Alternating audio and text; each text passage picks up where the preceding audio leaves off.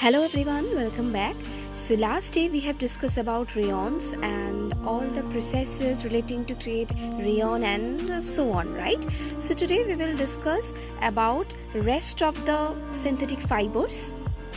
Okay, so let us go straight to that fact. So here you can see that a person is wearing a very shiny cloth, right, which is made up of rayon. So last day we have discussed about the processes, but we are not to discuss about the uses of rayon. So in today's video we will be discussing about the uses of rayon first, and then we will go to the next synthetic fibers as well. So here you can see this dress is made up of rayon. So this is clear that yes, as we are seeing rayon as our artificial silk, so yes, we can make dress materials out of it. This is use number 1. After that, you can see here medical industry. It is also used in medical industries for surgical dressing and bandage. Also, suppose you are having a small cut in your hand, you used to cover it with a band-aid, right? That is also could be made up of rayon. Next is rayons. Basically not only rayons, some synthetic fibers often mixed with another synthetic fiber or natural fiber to make a separate type of variety of cloth or variety of fiber, which is having goodness of this two mixture. That is, suppose I am mixing rayon and cotton. Here you can see rayon and cotton, rayon and wool is mixed together to make carpet. Now this carpet is having all the goodness of rayon as well as wool. So you can see that this is a good option to mix anything, to mix the synthetic fibers, or one synthetic, one natural fiber, right? Next is rayon is mixed with cotton to make bed sheet cottons, blankets, so on. So yes, these are the uses of rayon. Next we will be talking about, of course, nylon. That what is nylon? Nylon is basically first fully synthetic fiber. This is number 1, very important one. Rayon is not the first one which is synthetic fiber, because it is first thing which is wooden pulp. From wooden pulp it is derived. That is why we cannot say it is fully synthetic, but nylon is fully synthetic. Okay. Number 2, this was made without using any natural raw material directly, but it could be made up of coal, water, air, which are natural resources. Next is about the properties. See, here you can see this is very strong, elastic, lightweight, lustrous means shiny, and here you can see very easy to wash. So for this point, nylon becomes so much important.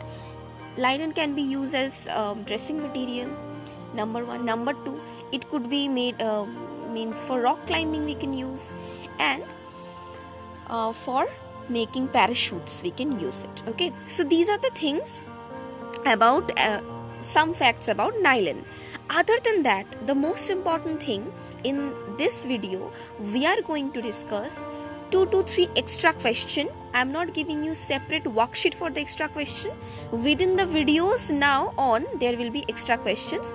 I am discussing the extra questions with you, and after that you have to write the answers. You can add 2 to 3 extra points within your answers, but yes, you have to write it by your own. Okay.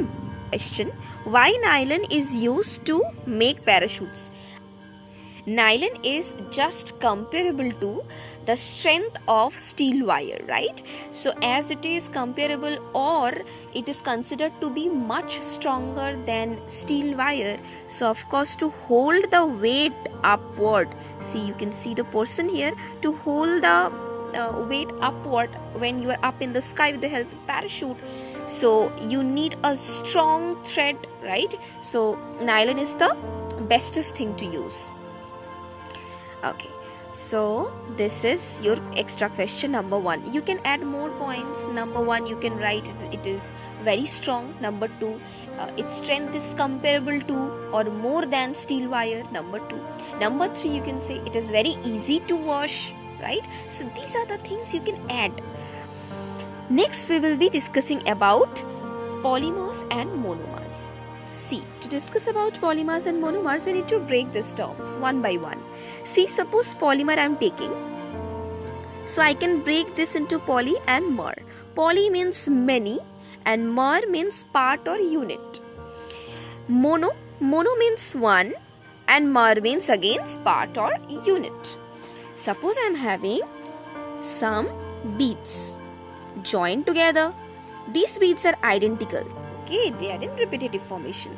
Question number 2. Definition of polymer and monomer they are asking for. So polymer, you answered it pretty well, that it is combination of repeating units, right? It is combination of repeating units.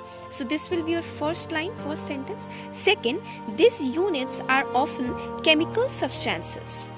This is your compact answer for polymer. Monomer, a single unit within polymer is referred to as monomer, and you have to draw any chain you like. If you want to draw the chain which is given in your NCERT book, you can draw it, either of them, anything you want. You just draw one and of course give one example. Next is, what is the monomer of PVC? So here in the next slide we have discussed about polymers and monomers, how to write their names. Okay, so here you can see first example we have taken. PVC, full form of PVC is polyvinyl chloride. Now if you remove the poly, then you will get the monomer, name of the monomer, that is vinyl chloride only.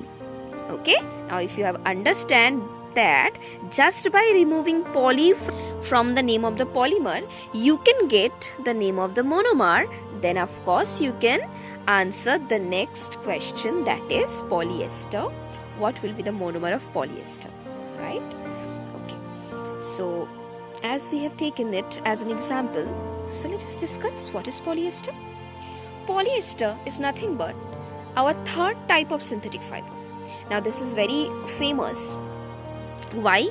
Because we can make several different kinds of things we can synthesize. This is very popular because polyester can be mixed up with many materials like polycot, polywool. We can make these things. Suppose I am having polyester and I am adding wool with it, then I will get polywool. Also, if I mix cotton with it, then polycot. This type of thing we can have. That is why this is so popular. Not only that, we can find dress materials, of course polycotton, something like that. It is having a speciality. The speciality is they won't get wrinkle easily. This is the speciality of polyester fabric. Next is PET. So this is your next question or question of the day. Very important one. What is the full form of PET? We have to write it in comment box. So this PET helps us for making bottles as well as many kitchen appliances and utensils. Now here is the next question for you. I think you have this type of bottles in your home, right? Just turn around and look at the back side of the bottle. You can see here this type of structure has been given. I think it's not clear. A triangle making with 3 arrows, okay, and within which a number is written, 1, 2, 3, 4. This type of number is written. You have to answer me what is this number and this symbol signifies. Okay, so you are having 3 questions in a row for the day. Number 1 is this one.